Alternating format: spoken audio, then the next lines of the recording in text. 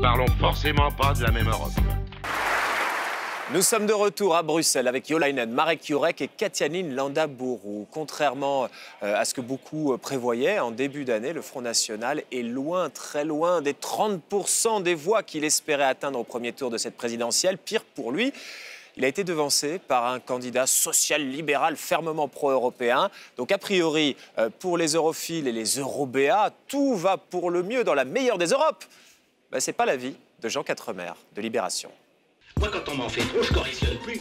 Je dynamite, je disperse, je ventile.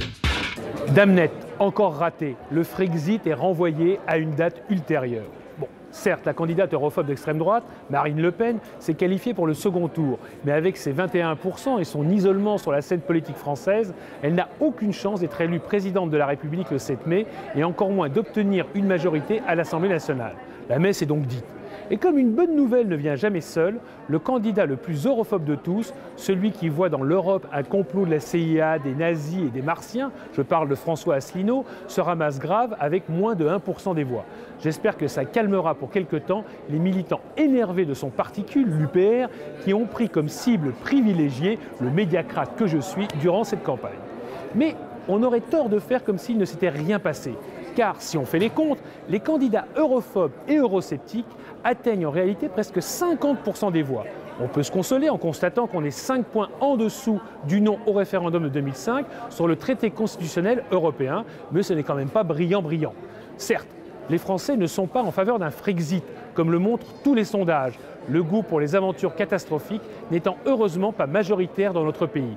C'est pourquoi Jean-Luc Mélenchon, le candidat de la France insoumise, a fait un virage sur l'aile dans la dernière ligne droite de sa campagne en expliquant qu'on l'avait mal compris, qu'il n'était pas en réalité en faveur d'une sortie de l'Union européenne ou d'une adhésion à l'alliance bolivarienne. Marine Le Pen, elle aussi, a finalement mis en sourdine son argumentaire anti-euro pour revenir à ses fondamentaux sur l'immigration, l'identité et l'insécurité, infiniment plus vendeurs. Reste qu'une petite moitié de Français ont quand même donné leur voix à des partis prêts à tenter l'aventure d'une sortie de l'Union.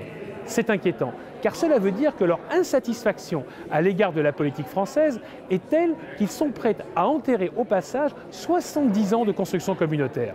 C'est un sacré signal d'alarme. Réformer l'Europe sans réformer la France ne servira à rien puisqu'elle n'est pas au centre des préoccupations des Français. L'Europe, au fond, n'est que la victime collatérale des colères françaises.